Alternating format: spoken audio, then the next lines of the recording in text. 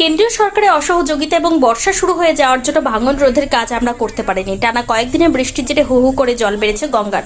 বন্যা কবলিত মালদার মানিকচক এবং ভূতনিবাসীর পাশে আমি রয়েছি। আমাদের সরকার আপনাদের সর্বত্রভাবে সাহায্য করবে। আমি আজ ফিরহাদ হাকিমকে পাঠিয়েছি। আর তাছাড়াও আপনাদের যে কোনো সমস্যার কথা জেলা শাসক এবং পুলিশ সুপারকে জানান। বানভাসীরা যাতে কোনো সমস্যার সম্মুখীন না হয়, পর্যাপ্ত ত্রাণ পান, তার জন্য নির্দেশ দেন ডিএম ও এসপিকে।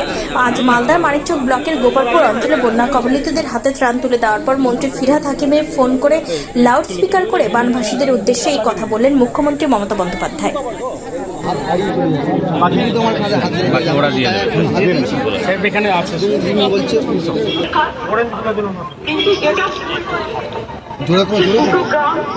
নদী কেটে দেওয়ার ফলে জলটা হুড়ুর করে ঢুকেছে এবং গবাদি পশু আনতে দুজন মারা গেছে, নৌকায় করেছে। এখন নৌকার পারাপারটা দয়া করে করবেন না।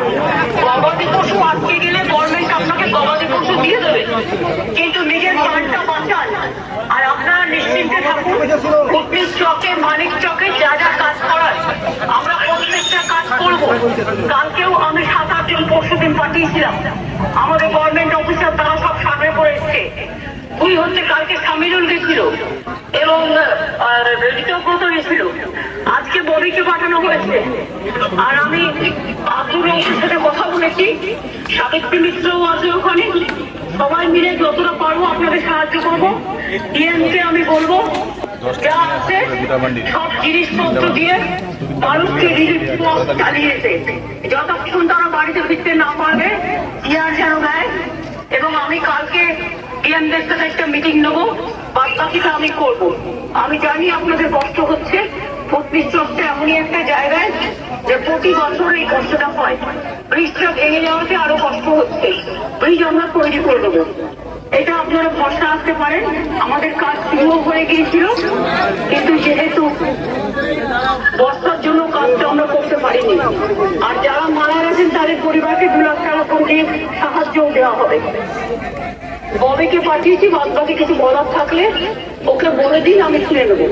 আর ডিএমও আছে, ডিএমকেও আমি বলবো ডিএমএসপি কে মানুষ যেটা বলছে সেটা শুনে নিচ্ছে।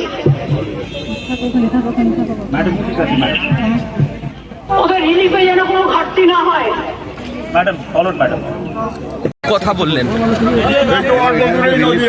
রয়েছে,